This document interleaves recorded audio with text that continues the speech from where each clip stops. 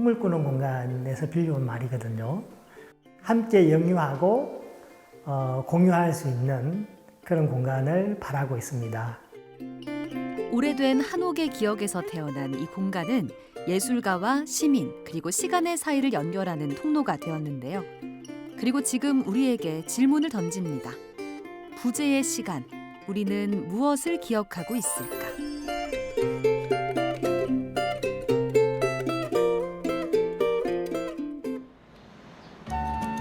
지난해 12월 봉산 문화거리에 새롭게 탄생한 이곳은 다큐멘터리 사진가이자 조경학 박사이기도 한 정성태 작가의 손에서 시작됐습니다.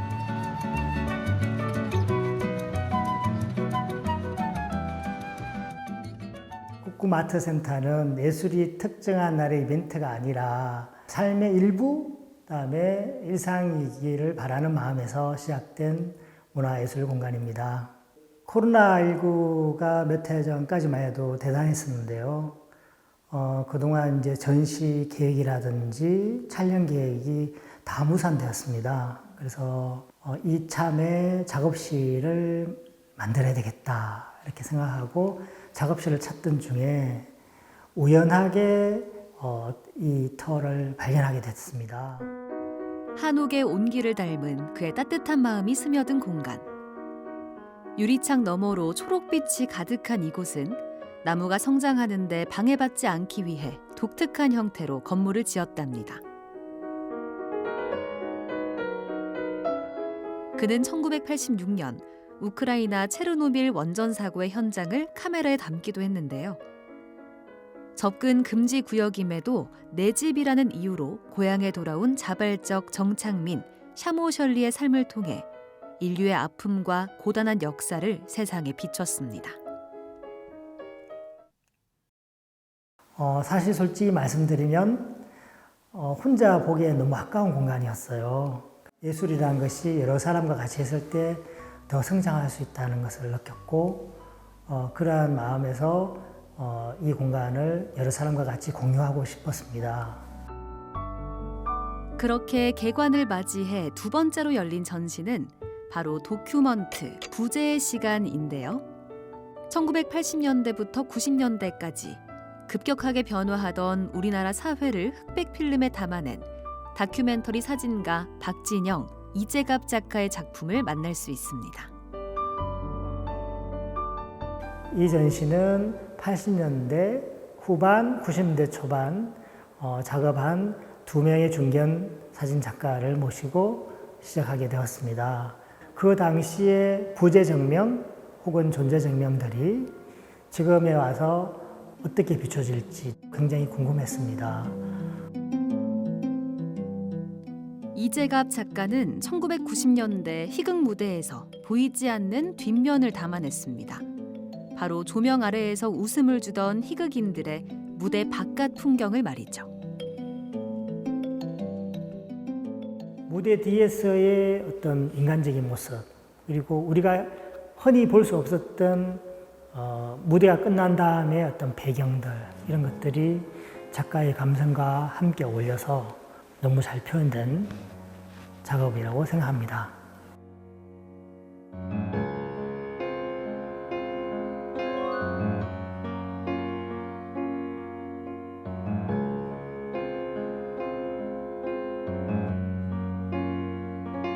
저 무대 뒤를 안 보여줘, 이 사람들이. 그런 걸 하면 연극이 망한다 그랬어요. 분장한 모습을 보이면 안 돼.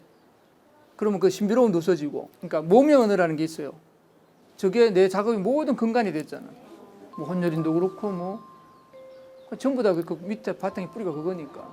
무대 위에 같이 올라가서 사진을 찍어요. 그러면 호흡이 같이 느껴져요. 그러면 그 사진이 내가 살아있다가 아니라 그 호흡이 그대로 전이돼요. 내 몸에. 그럼 그게 사진에 그대로 나타나는 거예요. 사진은 스스로 말을 못해요. 항상 기록만 하지. 그 기록에 무슨 의미를 붙이려고 그러면 해석을 해야 되잖아. 근데 그 연극하는 형들은 그걸 표정으로 다 만들어내. 내보고 좀 친해지니까 이제 예술이 뭔지를 아나? 그러는 거야. 서울말로. 그래서 내가 예술이요? 너무 어렵잖아. 이러고 이게 술이다 생각하고 예술이나 마십시다. 이러는 거야. 근데 이게 지금 내가 이게 연기를 못해서 그런데 와 그냥 기가 막혔어요. 예술이나 마십시다 그 표정이 그때 나는 정말 막 온몸에 전율이 생기는 거야. 그 예술이라고 하는 게 뭔지에 대한 걸 언어로 표현을 못했지만 그때 언어로 알아듣게 된 거예요. 몸으로. 그래서 이제 그 안에 속의 뜻이 있다는 걸 알게 된 거예요.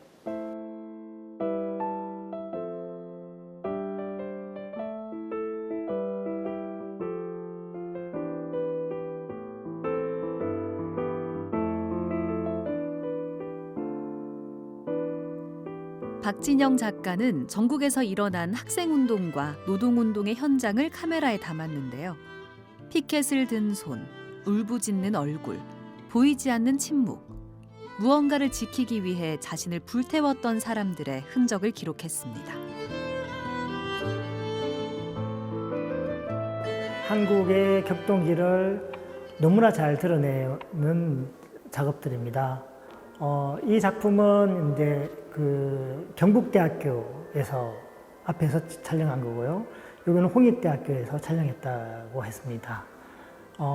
어떻게 보면 스타워즈를 연상하는 장면 같기도 하고요.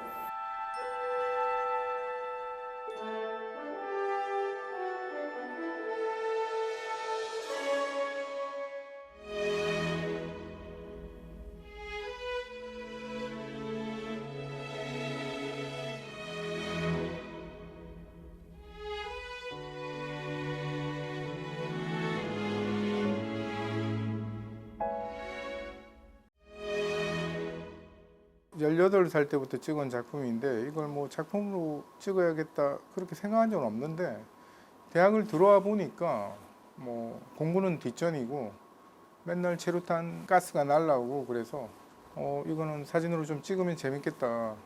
신분은 학생이지만 뭐 그냥 경찰들이 봐도 신문 기자라고 생각하고 그래서 학생과 전경과의 어떤 가운데에서 이렇게 기록을 하면 센 폭력이 좀 약해진다든지 그런 어떤 일정 부분이 있기 때문에 그런 어떤 사명감도 좀 있었던 것 같고.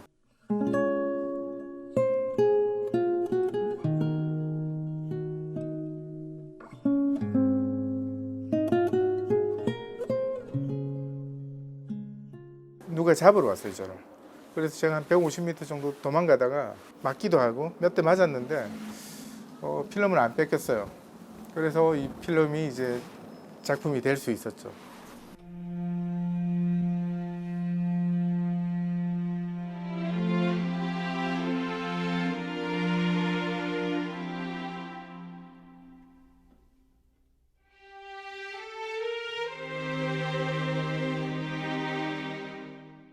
열여덟, 19, 20살 때 군대 가기 전까지 뭘 알겠어요. 자기의 어떤 스타일을 가지고 자기가 좋아하는 일을 하다 보면 사람들이 그걸 보고 있죠. 다 하다 보면 초기에 찍었던 사진이 작품이 되듯이 삶도 마찬가지가 아닌 게 역사는 길 위에 있다 이 말이 역사는 책 속에도 있지만 길 위에도 있다 이 말이 내가 길에서 만난 역사가 너무나 달라. 마찬가지로 내가 살아가는 인생 삶 자체도 꾸며서 만들어지는 것이 아니고 그 사람들이 나를 어떻게 보면 이렇게 길을 만들어주는 것 같아.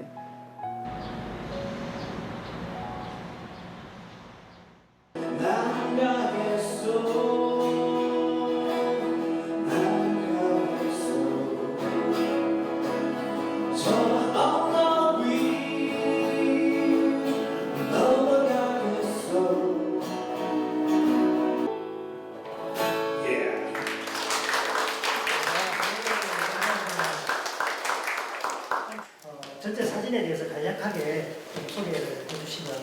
우리 형이 부산대학교 조선공학과를 다니다가 저 안에 있는 자기 안에 있는 또 다른 자신, 자아 뭐 그런 것들을 저한테는 발견했던 그 사진 자체가 저한테 상당히 감동을 주고 있고 또 해야 되는 작업을 아주 큰일을 하시는 것 같아서 제가 전시 때마다 찾아뵙고 사진을 보고 있습니다.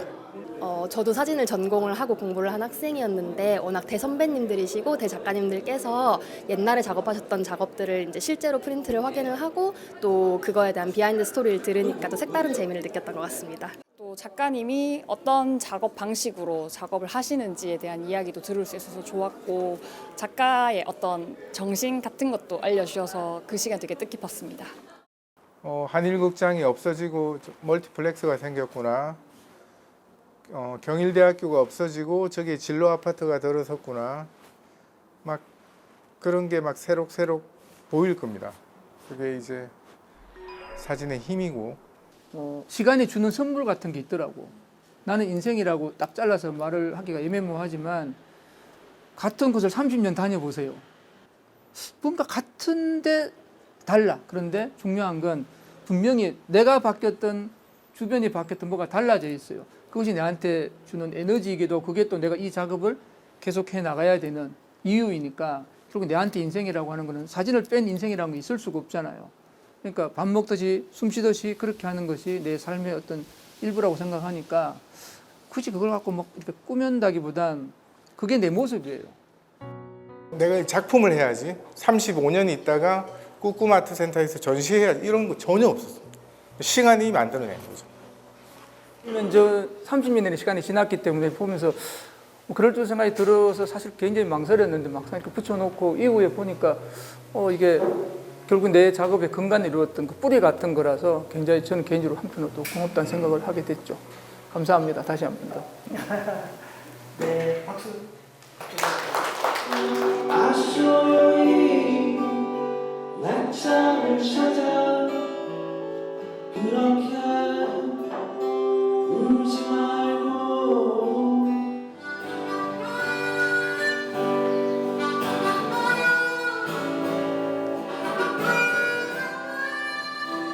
예, 학창 시절이었던 두 분의 중견 작가가 촬영하고 느꼈던 내면과 이면 그리고 그 어떤 표면의 작업들이 지금 30년이 훌쩍 지난 지금 이 시점에서 다시 잃어버린 일기장을 찾듯이 어떤 원초적인 고귀함, 본질은 변하지 않는 것 같다라는 걸 발견하셨으면 좋겠어요.